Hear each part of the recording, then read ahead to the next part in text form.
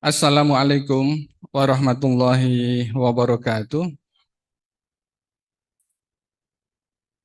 Alhamdulillahilladzi arsala rasulahu bil huda wa dinil haq liyudhhirahu 'alad din kullih wa kafa billahi syahida asyhadu an la ilaha illallah wa asyhadu anna muhammadar rasulullah.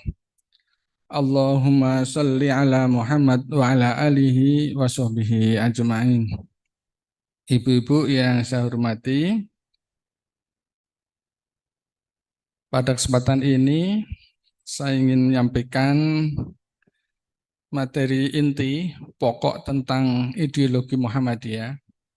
Dua pertemuan kemarin masih pendahuluan yang melatar belakangi tentang ideologi Muhammadiyah. Sekarang kita akan membahas tentang inti dari ideologi Muhammadiyah.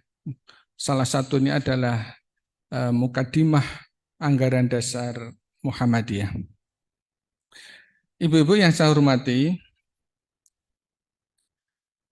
Mukaddimah Anggaran Dasar itu adalah ideologi inti Muhammadiyah. Nah, tentu nanti setelah kajian ideologi ini tentang anggaran dasar bisa ditindaklanjuti dengan kajian tentang MKCH dan perempuan berkemajuan. Namanya apa di Aisyah itu? Risalah Perempuan Berkemajuan. Nah, itu nanti akan nyambung. Maka setelah ini nanti dilanjutkan materi tentang MKCH dan Risalah Perempuan Berkemajuan. Mukaddimah itu adalah cara pandang Muhammadiyah terhadap kehidupan manusia di muka bumi ini. Juga Mukaddimah Anggaran Dasar Muhammadiyah itu merupakan cita-cita yang akan diwujudkan, ya. Mimpi yang akan diwujudkan. Juga Mukaddimah itu diistilahkan lagi adalah cara yang dipergunakan untuk mewujudkan cita-cita tersebut. Mukaddimah Anggaran Dasar Muhammadiyah itu hasil refleksi perenungan dari salah satu pengurus besar Muhammadiyah saat itu, yaitu Ki Bagus Hadikusumo. Pernah mendengar nama ini? Ya. Sering kita dengar di persyarikatan karena beliau itu salah satu, kalau sekarang itu ketua umum pimpinan pusat Muhammadiyah saat itu. Refleksi apa? Ki Bagus ini merefleksi perjalanan sejarah pemikiran Kiai Dahlan sejak Muhammadiyah dilahirkan tahun 1912 sampai pada saat itu kira-kira tahun 1942 sampai 51 beliau menjabat sebagai pimpinan pusat itu. Nah, perenungan ini didasarkan kepada perkembangan Muhammadiyah yang dirasa saat itu mungkin hampir sama situasinya dengan sekarang. Dirasakan perkembangan Muhammadiyah itu berkembang secara lahiriahnya. Amal usahanya berkembang, cabang-cabangnya berkembang, ranting-rantingnya berkembang. Dan di samping itu juga semakin kuat juga pengaruh infiltrasi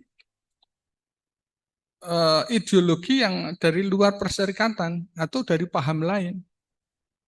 Kira-kira kan hampir sama dengan sekarang ini kan gitu. Sekitar tahun 1942 sampai 1951. Itu paham-paham agama mulai masuk dan itu mempengaruhi kader-kader kita, warga Muhammadiyah kita. Meskipun kadang masih mengaku sebagai anggota Muhammadiyah, tapi juga bergabung dengan paham lain. Faktor ini, ibu-ibu yang saya hormati, faktor-faktor yang akan saya uraikan ini menjadi penyebab kenapa mukadimah itu perlu disusun. Ya. Yang pertama,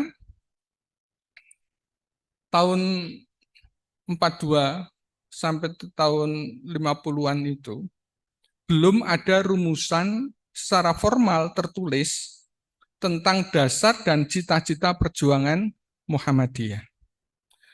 Ibu-ibu perlu ketahui, Kiai Dahlan itu kan bukan orang teoritik, tapi pragmatis. Apa yang beliau kaji, itu tidak ditulis, dihafalkan terus, tetapi diamalkan. Nah, salah satu contoh, pertama kali Kiai Dahlan mengajarkan paham agama itu kepada santrinya surat Al-Ma'un. Surat Al-Ma'un itu diajarkan kepada para santri hampir 3 bulan lebih. Diajarkan terus, dibacakan, diterangkan. Sampai suatu saat ditanya para santri, apakah sudah paham? Paham. Ya. Tetapi diulang lagi. Ya. Ayat itu diterangkan kembali sampai berulang-ulang.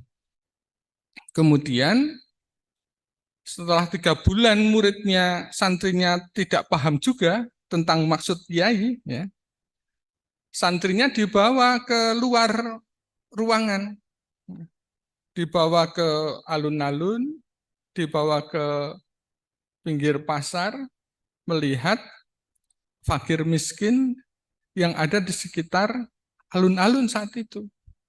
Nah, diminta itu untuk dirawat, diberi pakaian seperti yang dia pakai, diberi makanan seperti yang ia makan, ya, disantuni. Nah, ini praktek. Maka kalau kita lihat, memang Kiai Dahlan tidak menelurkan kitab-kitab, ya, tidak banyak yang ditulis, tapi diamalkan. Nah, itu. Memang ini belum ada rumusan secara formal tentang dasar dan cita-cita perjuangan. Tahun 1912 itu kan dengan ini secara resmi saya dirikan perserikatan bernama Muhammadiyah.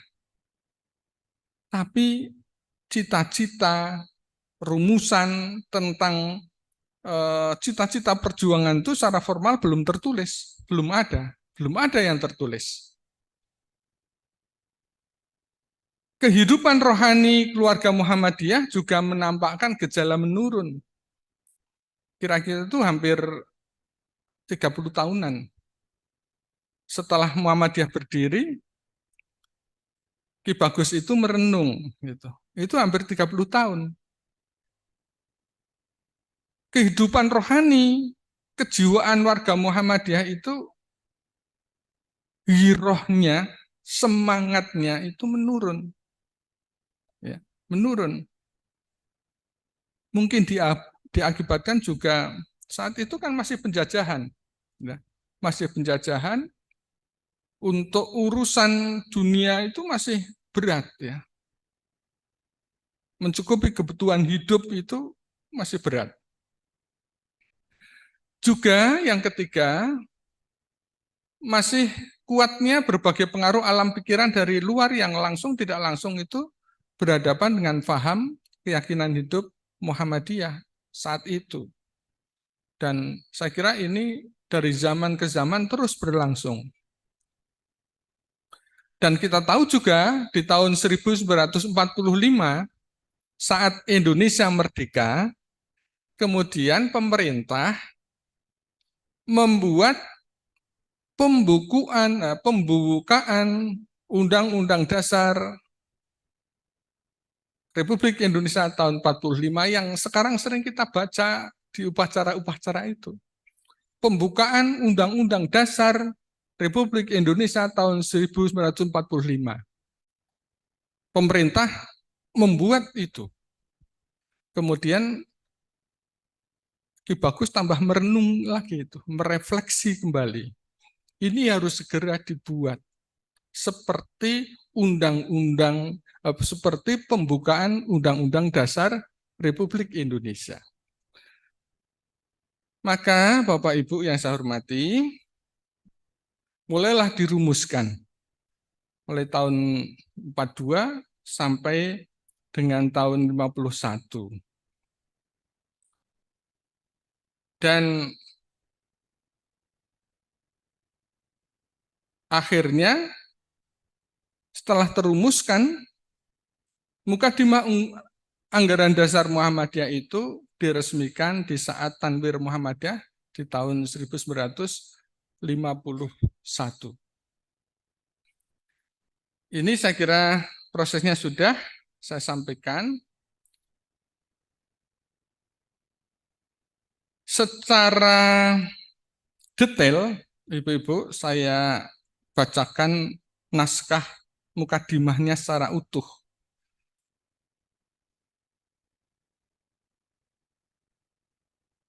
Dan mudah-mudahan bisa dibuka lah ini.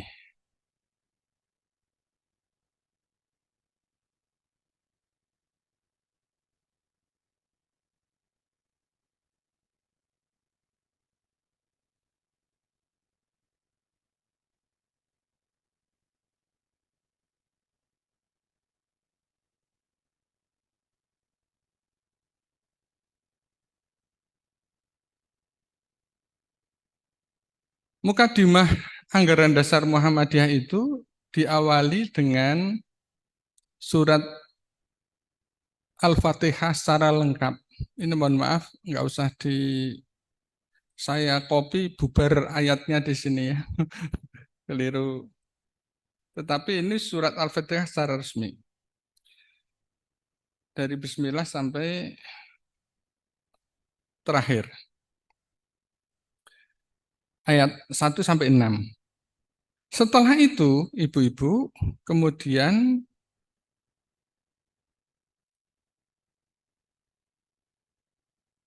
baiat warga pimpinan Persatuan Muhammadiyah, raditu billahi robba wa bil islami dina wa bi Muhammadin sallallahu alaihi wasallam nabiyya wa rasulah. Saya ridho bertuhan kepada Allah, beragama Islam, dan bernabi kepada Muhammad Rasulullah sallallahu alaihi wasallam. Nah, setelah ini Ibu-ibu, ini kalimatnya. Amma ba'du. Bahwa sesungguhnya ketuhanan itu adalah hak Allah semata-mata. Bertuhan dan beribadah serta tunduk dan taat kepada Allah adalah satu-satunya ketentuan yang wajib atas tiap-tiap makhluk, terutama manusia. Hidup bermasyarakat itu adalah sunnah. Sunnah itu hukum kudrat irodat Allah atas kehidupan manusia di dunia ini. Masyarakat yang sejahtera, aman, damai, makmur, dan bahagia hanyalah dapat diwujudkan di atas keadilan, kejujuran, persaudaraan, dan gotong royong, bertolong-tolongan dengan bersendikan hukum Allah yang sebenar-benarnya, lepas dari pengaruh setan dan hawa nafsu. Agama Allah yang dibawa dan diajarkan oleh sekalian nabi yang bijaksana dan berjiwa suci adalah satu-satunya pokok hukum dalam masyarakat yang utama dan sebaik-baiknya. Menjunjung tinggi hukum Allah lebih daripada hukum yang manapun juga adalah kewajiban mutlak bagi tiap-tiap orang yang mengaku bertuhan kepada Allah. Agama Islam adalah agama Allah yang dibawa oleh sekalian nabi. Sejak Nabi Adam sampai Nabi Muhammad SAW dan diajarkan kepada umatnya masing-masing untuk mendapatkan hidup bahagia dunia dan akhirat. Kata-kata zaman dulu itu biasanya sahdan, itu pasti ditulis. Bapak Ibu kalau baca karya sastra klasik lama, pasti kata-kata ini, sahdan. Untuk menciptakan masyarakat yang bahagia dan sentosa, sebagai yang tersebut di atas itu, tiap-tiap orang, terutama umat Islam, umat yang percaya akan Allah dan hari kemudian, wajiblah mengikuti jejak sekalian nabi yang suci. Beribadah kepada Allah dan berusaha segiat-giatnya mengumpulkan segala kekuatan dan menggunakannya untuk menjelmakan masyarakat itu di dunia ini. Dengan niat yang murni, tulus, dan ikhlas karena Allah semata-mata dan hanya mengharapkan karunia Allah dan ridhonya belaka. Serta mempunyai rasa tanggung jawab di akhirat.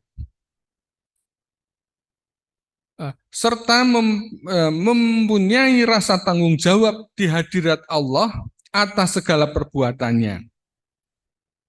Lagi pula harus sabar dan tawakal, bertabah hati menghadapi segala kesukaran atau kesulitan yang menimpa dirinya atau rintangan yang menghalangi pekerjaannya dengan penuh pengharapan, perlindungan dan pertolongan Allah yang Maha Kuasa. Sebenarnya bahasa ini sangat panjang, koma-komanya banyak, nggak ada titik-titiknya. Karena dulu Jus Badudu ini belum ahli bahasa belum ada ya. Kalau sekarang bahasa itu sudah demikian singkat. Ini kan koma dari awal paragraf itu nggak ada titiknya, jadi karena itu menjadi satu bagian ya. Saya juga nggak berani mengubah-ubah koma dan titik ya. Ini aslinya seperti ini. Saya lanjutkan. Biar punya gambaran yang utuh. Untuk melaksanakan terwujudnya masyarakat yang demikian itu, maka dengan berkat dan rahmat Allah didorong oleh firman Allah dalam Al-Quran surat Ali Imran ayat 104, wal takum minkum ummatu yad'una ilal khair wa ya'muruna bil ma'ruf wa yanhauna 'anil munkar wa ulaika humul muflihun. Ini ayatnya jangan dibaca, ini bubar ngopinya ya. Tapi ayatnya betul. Adakah dari kamu sekalian golongan yang mengajak kepada keislaman, menyuruh kepada kebaikan dan mencegah daripada keburukan? Mereka itulah golongan orang-orang yang beruntung bahagia. Pada tanggal 8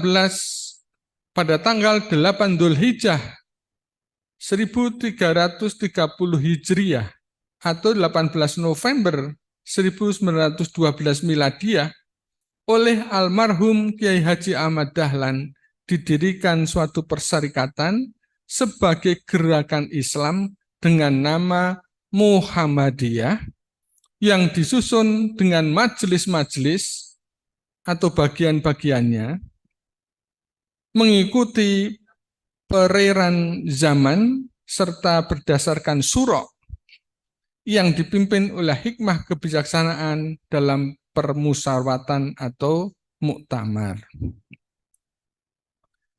Kesemuanya itu perlu untuk menunaikan kewajiban mengamalkan perintah-perintah Allah dan mengikuti sunnah Rasulnya Nabi Muhammad SAW guna mendapat karunia dan ridhonya di dunia dan akhirat Dan untuk mencapai masyarakat yang sentosa dan bahagia, disertai nikmat dan rahmat Allah yang melimpah-limpah sehingga merupakan baldatun thayyibatun wa rabbun ghafur. Suatu negara yang indah, bersih, suci, dan makmur di bawah perlindungan Tuhan yang Maha Pengampun. Kalimat yang terakhir di mukadimah ini, maka dengan Muhammadiyah ini mudah-mudahan umat Islam dapatlah diantarkan ke pintu surga Jannatun Naim dengan keridhaan Allah yang Rahman dan yang Rahim. Itu isi teks secara lengkap mukadimah anggaran dasar Muhammadiyah. Sama, karena dulu Ki Bagus itu meniru konsep pemerintah Indonesia yang sedang merdeka, kemudian membuat naskah pembukaan Undang-Undang Dasar Republik Indonesia tahun 1945. Itu esensinya yang diambil. Nah, ibu-ibu yang saya hormati, kalau kita telah lebih jauh, ada 7 pokok pikiran di dalam mukadimah anggaran dasar ini yang ini perlu kita pahami bersama. Ini semalam sudah saya tandai. Misalnya yang pertama, mulai dari amma ba'du. Pokok pikiran yang pertama itu bertuhan dan beribadah. Insya Allah nanti saya share, Bu, nggak usah terlalu banyak dicatat. Ya, nanti saya sharekan materinya karena banyak ya. Bertuhan dan beribadah serta tunduk dan taat kepada Allah adalah satu-satunya ketentuan yang wajib atas tiap-tiap makhluk. Dan selanjutnya secara detail begini. Ada 7 pokok pikiran dalam mukadimah anggaran dasar Muhammadiyah. Dari rangkaian tadi, kira-kira kalau ditulis itu 2 lembar mukadimah itu.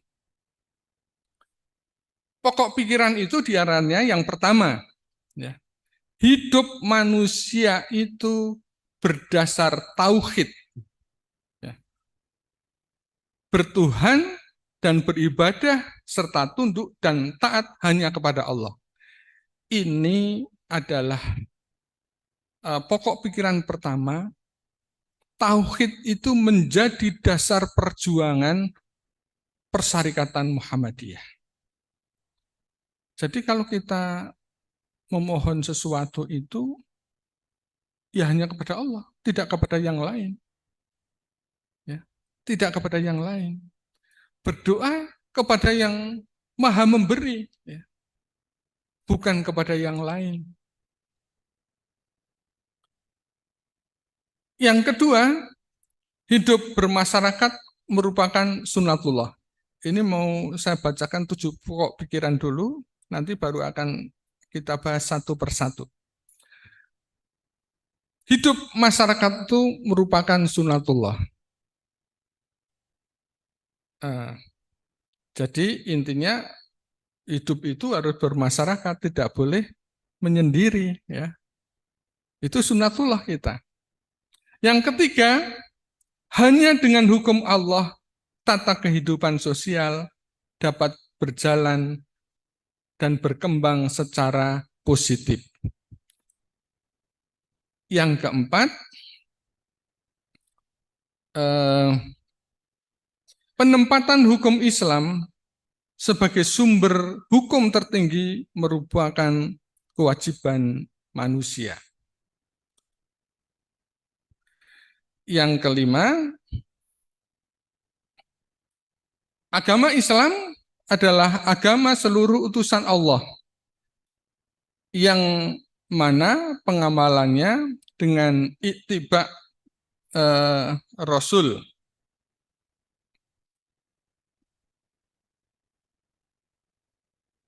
saya share dulu, Bu, dikirimkan ke yang lain-lain. Yang keenam, organisasi merupakan alat realisasi ajaran Islam dalam hidup bersosial. Dan yang terakhir itu, pokok pikiran terakhir itu, tujuan dan cita-cita hidup Muhammadiyah adalah terwujudnya masyarakat Islam yang sebenar-benarnya. Atau kalau dulu bahasanya itu masyarakat utama, adil, makmur, yang diridhoi oleh Allah Subhanahu wa Ta'ala. Ibu-ibu yang saya hormati, Bu, bisa di-share, Bu, sudah tak kirim itu, biar punya gambaran materinya. Jadi, ibu-ibu, kalau kita baca secara lengkap tadi, naskah Mukadimah tadi, Mukadimah Anggaran Dasar Muhammadiyah itu diawali dengan kalimat apa tadi? Surat apa? Surat Al-Fatihah. Ayat 1 sampai 6 secara lengkap. Kenapa perlu dicantumkan ayat itu? Ya. Karena ini menunjukkan semangat utama Perserikatan Muhammadiyah adalah persatuan kaum muslimin. Sebagaimana dengan sholat, ya, sholat pasti dan wajib membaca surat Al-Fatihah. Setelah surat Al-Fatihah, Mukadimah Anggaran Dasar Muhammadiyah ini dibuka dengan baiat. Nah, ini kalau baiatnya orang Muhammadiyah ini, di dalam pelantikan-pelantikan kan mesti kalimat ini yang disampaikan. Raditu billahi robba, wabil islami dina, wabi Muhammadin nabiyya wa rasulah. Ini persaksian bahwa Allah itu Tuhanku, Robku. Al-Islam, agama Islam itu adalah agamaku. Dan Muhammad itu adalah Nabi dan Rasulmu. Dengan demikian, ibu-ibu, doktrin ideologi Muhammadiyah itu murni ajaran Islam. Ya, murni ajaran Islam. Hal ini bisa kita jelaskan dengan pokok-pokok pikiran ini. Kira-kira penjelasan begini. Pokok pikiran yang pertama, hidup manusia itu berdasar tauhid, ya. Murni tauhid dan ibadah. Bahwa sesungguhnya ketuhanan itu adalah hak Allah semata-mata, bertuhan dan beribadah serta tunduk dan taat kepada Allah itu adalah satu-satunya ketentuan yang wajib atas tiap-tiap makhluk, terutama manusia. Maka di dalam pokok pikiran pertama dalam Mukadimah Anggaran Dasar Muhammadiyah adalah hidup manusia itu harus berdasar tauhid. Di pagi tadi kalau kita mendengarkan pengajian Pak Agus Effendi, kan juga menanamkan tauhid ini, Luqman kepada anaknya. Tauhid yang pertama ditanamkan kepada anak-anak itu. La tusyrik billah, jangan mensekutukan Allah dan segala sesuatunya. Karena itu yang paling utama. Maka kalau bersedih, ya harus kembali kepada Allah. Senang harus kembali kepada Allah. Dan sebagainya. Yang kedua, ibu-ibu, hidup bermasyarakat itu merupakan sunnatullah. Atau hidup manusia itu bermasyarakat. Itu kata kuncinya. Karena memang kita ketahui manusia itu kan memang makhluk sosial yang tidak bisa hidup sendiri. Sakit hidup sendiri, Bu? Enggak bisa. Wong kita dengan makhluk Allah yang lain saja kalah kok. Misalnya dengan ayam saja yang makhluk kecil. Kalau kutuk itu menetas, telur cengkrami menetas, kemudian dia bisa langsung berjalan, bisa langsung nalurinya itu dudul-dudul, mencari makan. Bisa. Hewan-hewan yang lain juga hampir sama bisa. Tapi kita manusia sungguh tidak mungkin tanpa bantuan orang lain bisa hidup. Itulah maka manusia itu disebut makhluk sosial, nggak bisa hidup kalau sendirian. Harus bermasyarakat. Maka mari kita jalin komunikasi, hubungan yang baik dengan semua relasi kita, tetangga, saudara, dan kawasan yang ada. Kita jaga bersama. Maka kata kunci yang kedua, pokok pikiran kedua itu, hidup manusia itu adalah bermasyarakat. Nggak bisa membayangkan kalau kita harus hidup sendirian. Mau makan harus nanam padi dulu. Tadi pagi juga disampaikan tuh. Coba bayangkan kalau kita nanam padi, rong kesuk, telung kesuk, kemudian hasilnya dimakan burung, dimakan apa? Tikus. Meskipun itu bagian dari sedekah dari petani, lanjut kita makan apa? Susah kan? Mau makan nasi harus nanam dulu, nanamnya dimakan hewan yang lain. Mau pakaian harus nanam pohon kapas dulu, lo kapan berpakaiannya? Itulah kita perlu bekerja sama. Di dalam bahasa Islam namanya ukhuwah. Ya. Kita bangun ukhuwah Islamiyah itu. Sesama umat Islam, mari kita kuatkan bersama.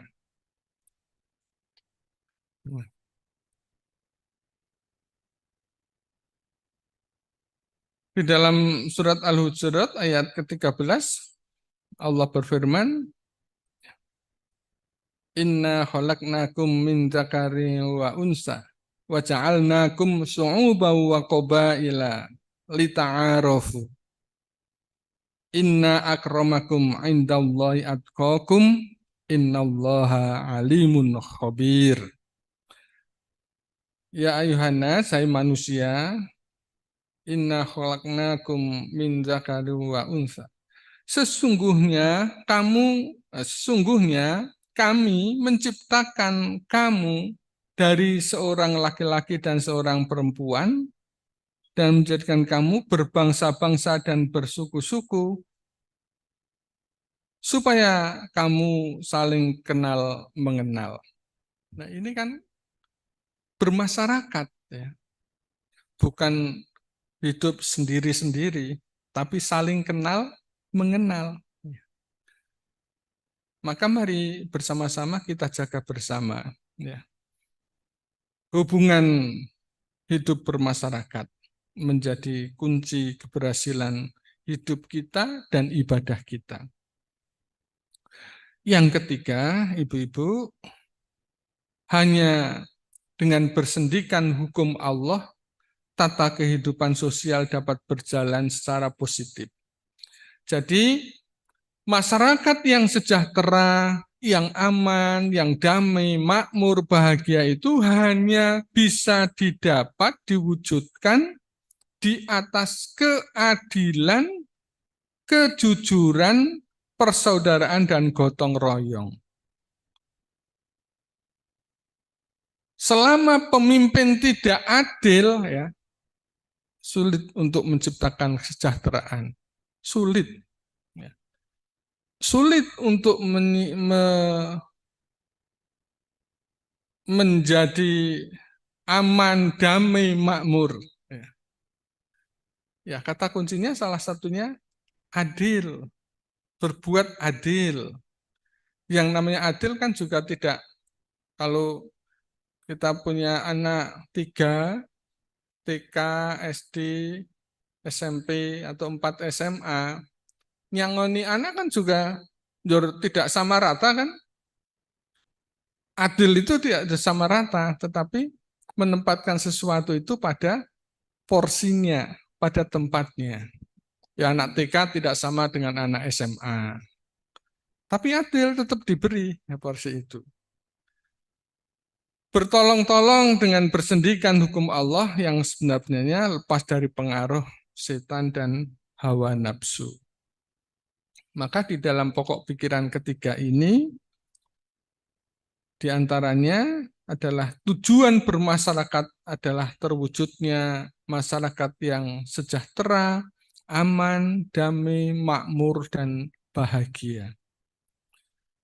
Syarat terwujudnya masyarakat tersebut yang adil, makmur, sejahtera itu, bahagia itu adalah keadilan, kejujuran, persaudaraan, dan gotong royong tolong menolong.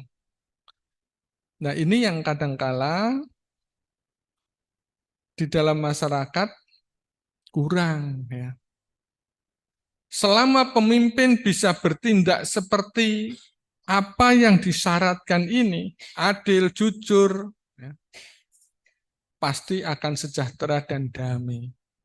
Pasti. Ya. Selama tidak adil, tidak jujur, ya pasti ada gejolak-gejolak. Maka ya mohon tolong, ini kan tahun politik, ya, tahun politik.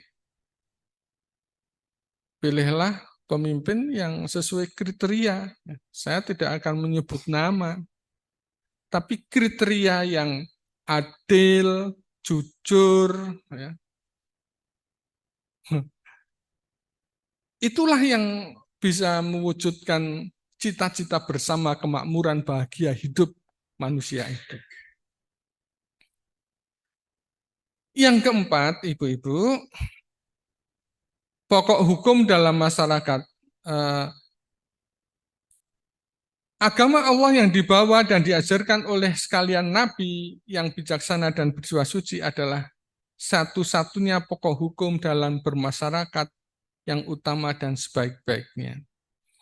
Kalau di dalam kita, di Muhammadiyah, persyaratan kita, hukum Allah itu adalah satu-satunya pokok hukum yang harus kita pedomani. Berbeda dengan bernegara, bernegara juga kita memedomani hukum bernegara.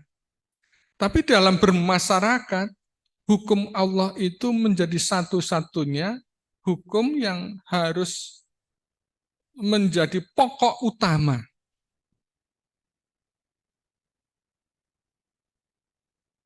Manusia itu kan diberi akal pikiran.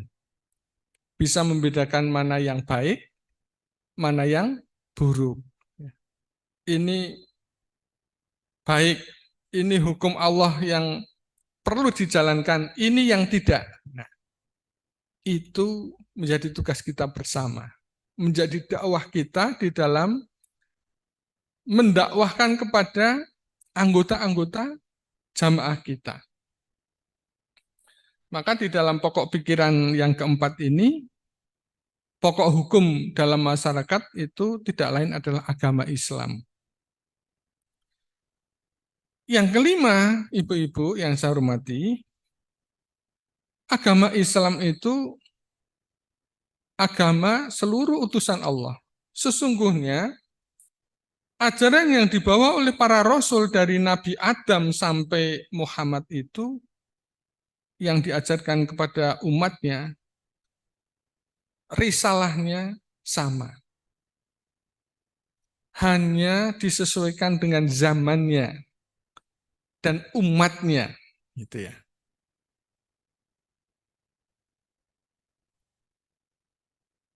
Di pokok pikiran yang kelima ini, agama Islam itu adalah agama Allah yang dibawa oleh sekalian Nabi, sejak Nabi Adam sampai Nabi Muhammad. Tidak ada yang memungkiri ini.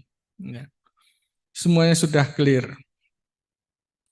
diajarkan kepada umatnya masing-masing untuk mendapatkan hidup bahagia dunia dan akhirat.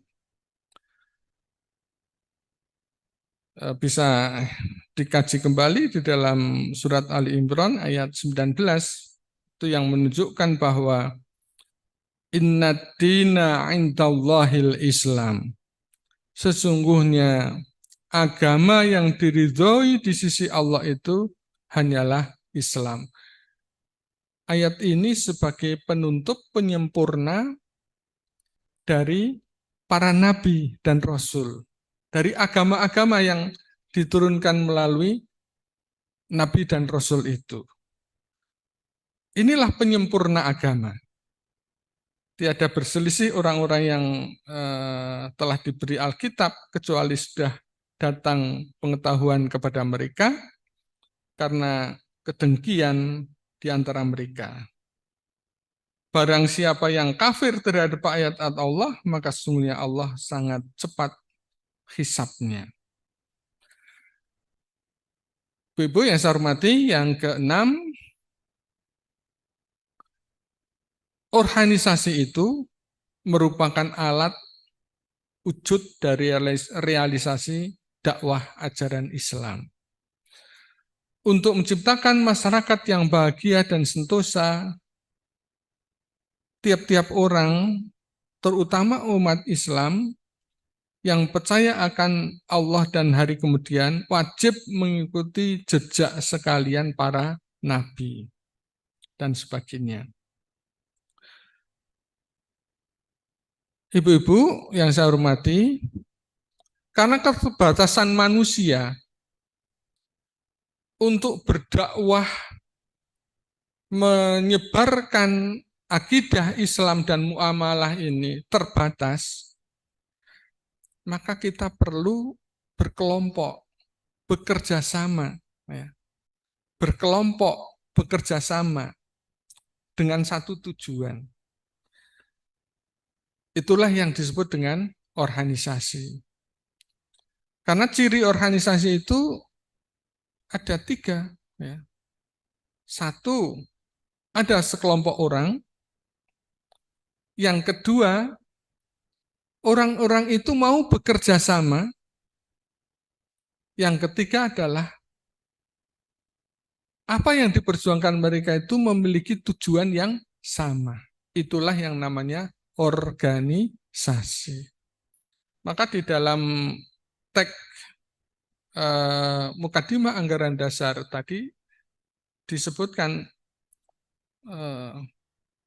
bahwa almarhum Kiai Haji Ahmad Dahlan dengan ini mendirikan Muhammadiyah itu sebagai alat perjuangan. Dan perlu kita pahami, ibu-ibu, organisasi itu adalah alat perjuangan. Ya. Karena tidak mampu sendiri. Kecuali kalau ibu-ibu bisa sendirian menjadi pendakwah yang luar biasa. Mewujudkan cita-cita.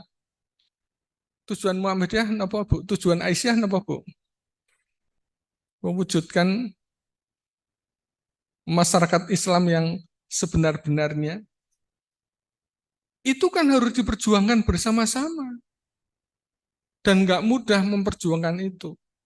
Membentuk masyarakat utama, membentuk masyarakat Islam yang sebenar-benarnya, itu tujuan yang luar biasa. Yang harus kolaborasi bersama-sama. Dan sampai saat ini, belum ada prototipe mana sih masyarakat Islam yang sebenar-benarnya itu seperti apa. Kan kita belum bisa membentuk itu. Ya. Nah, oleh karena itulah, ibu-ibu, kita perlu bergabung bersama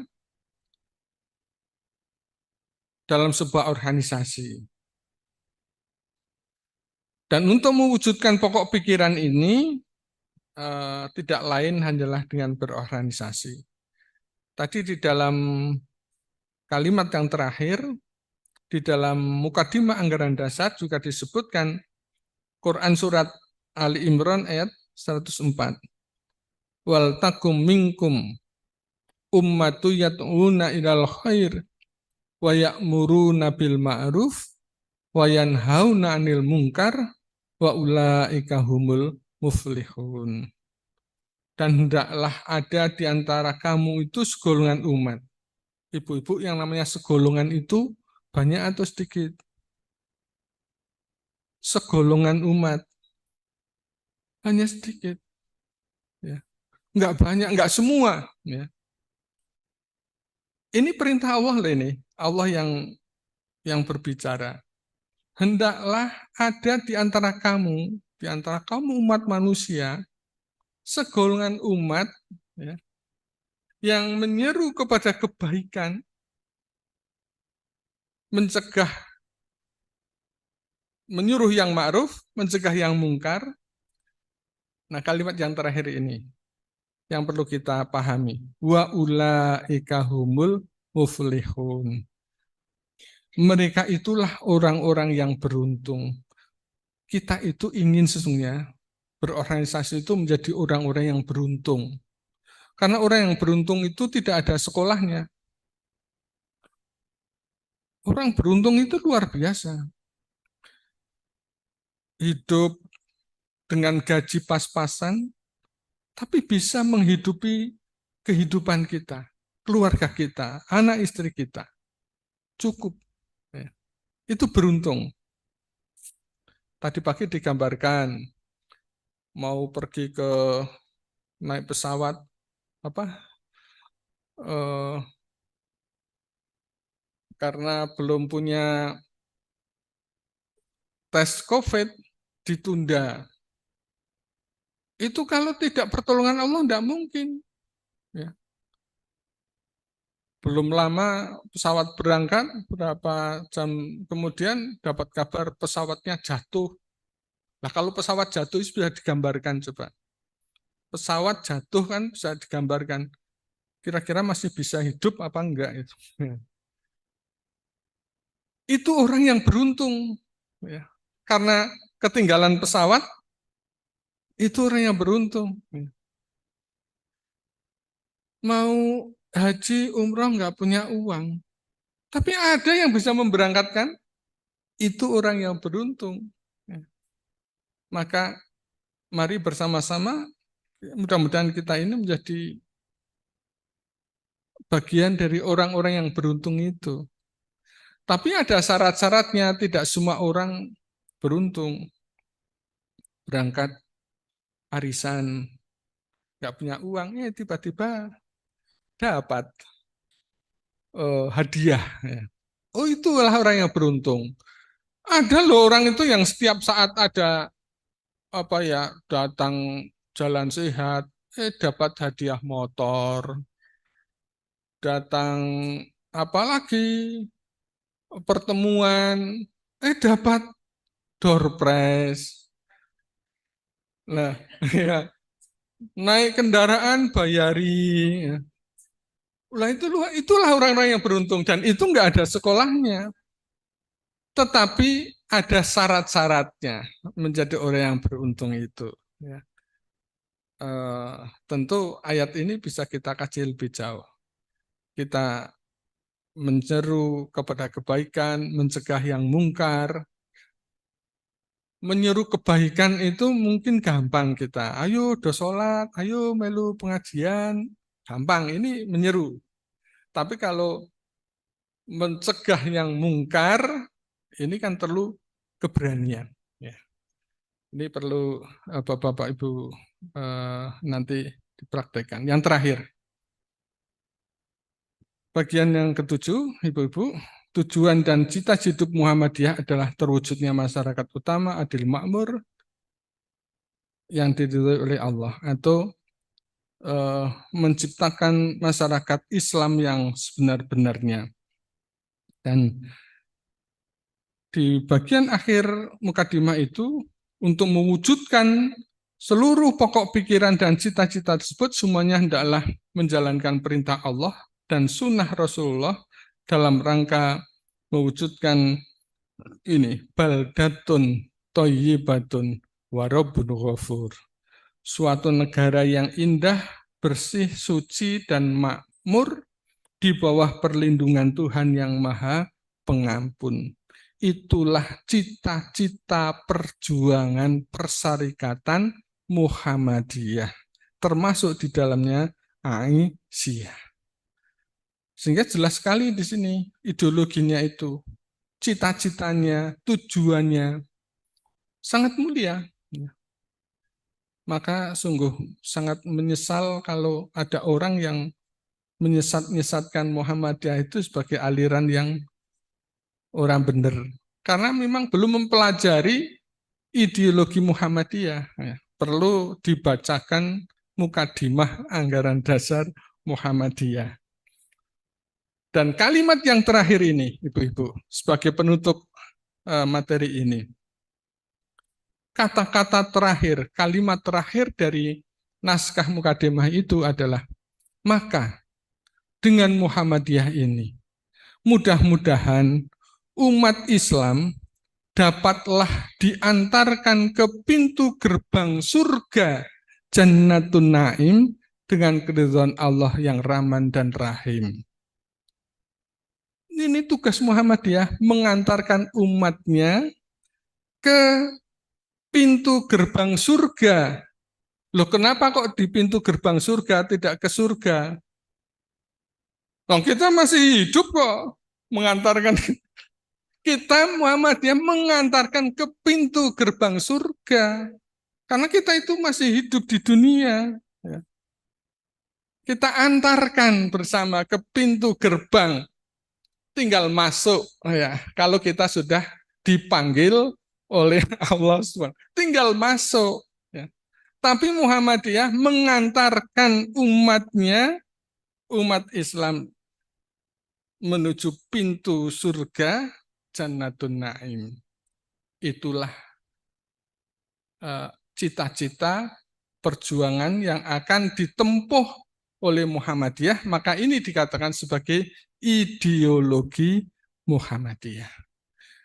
Saya kira demikian, Ibu-ibu, sudah jam 8:30, acara yang lain sudah hadir. Mohon maaf, dan saya kira ini sudah selesai materi saya. Pesan saya nanti tolong setelah ini dilanjutkan biar matang pemahamannya dengan matan keyakinan dan cita-cita hidup Muhammadiyah.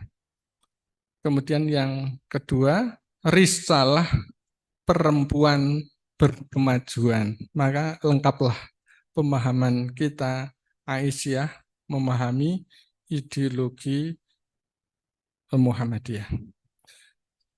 Apakah ada hal yang perlu disampaikan? Tapi melihat waktunya sudah siang ya. Saya kira, monggo, barangkali ada. Monggo kepada ibu-ibu yang mau bertanya, kita beri kesempatan satu pertanyaan.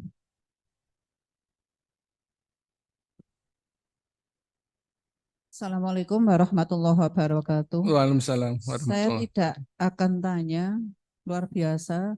Sudah dari dulu sering, langsung aja nih waktunya. Sering dengan almarhum Pak Said juga belajar ini. Tapi dengan langsung dibacakan semacam ini memang beda. Seperti pengajian tadi, ilmu itu kan ada yang memperdalam, memperluas, memahami ulang dan sebagainya. Berarti nek saya memahami ini, kegiatan ini datang langsung itu penting sekali. Beda dengan kalau membaca materi sudah di-share, memang itu sudah di-share, bisa belajar sendiri. Tapi dengan gestur Bapak menyampaikan, dengan ini nih, menurut saya itu sangat beda sekali. Padahal di sini setiap majelis itu yang datang kelihatannya nggak lengkap, terutama yang MHH satu, karena akan ada acara. Itu seperti kalau ini jadi Ahad Legi, itu hari beraisyah ngaji di sini. Niku pripun carane nanti untuk kita di harian. Seperti kalau Ahad Pon ngaji Muhammadiyah hadir. Beda sekali hadir dengan tidak hadir, walaupun ada ini, walaupun saya ngaji Ahad kemarin di radio karena tapi kan beda kalau hadir. Yeah. Nah itu sehingga monggo kita bersama memikirkan bagaimana agar setiap Ahad Legi ini, kajian ini kita bisa hadir, walaupun juga nggak maido, yang masih kerja, repot, jauh, anak kecil. Saya pernah seperti itu karena saya kayak dulu mungkin seperti itu. Terima kasih, hanya Nggih. masukan aja. Nggih. Assalamualaikum warahmatullahi Waalaikumsalam. wabarakatuh. Nggih, Ibu-ibu, memang perlu mengkaji secara langsung pada sumbernya siapa saja ya. Karena memang mendengarkan langsung dengan mendengarkan melalui live ya, dengan streaming dan sebagainya itu beda. Karena kemarin juga ada yang menanyakan, saya kemarin pertemuan yang kedua kalau nggak salah, itu yang pertama menyampaikan contoh Muhammadiyah itu kering dalam mengumpulkan umat. Ya. Saya contohkan, misalnya kalau di saudara kita di NU ada yasinan, berjanjen, solawatan, apalagi genduren. Saya tulis ada berapa 12 lebih kemarin, hampir 15. Kan saya tanya, Jur nenggon Muhammadiyah Aisyah apa yang bisa mengumpulkan warga kita? Nah, kalau kita nggak pernah ketemu, kan ikatan kita juga kurang. Nah, ikatan di saudara kita itu luar biasa kuatnya. Persahabatan itu karena sering ketemu itu. Orang ketemu genduren takoni ngopo wingi ramelu genduren. Orang datang yayasan ngopo wingi ramelu yasin. Nah, kita apa? Pertemuan yang bisa mengeratkan itu. Itu yang saya sampaikan. Itu ada yang keliru menafsirkannya. Maka memang perlu monggo digalakkan. Kita sudah ingin di Muhammadiyah setiap Ahad Pon itu harinya hari bermuhammadiyah. Tidak boleh ada kegiatan di cabang dan ranting. Maka di Aisyah juga mungkin perlu tidak ada kegiatan di Ahad Legi selain pengajian di daerah. Saya kira demikian. Terima kasih. Mohon maaf atas segala kekurangan. Nasrun minallah wa fathun qarib. Assalamualaikum warahmatullahi wabarakatuh.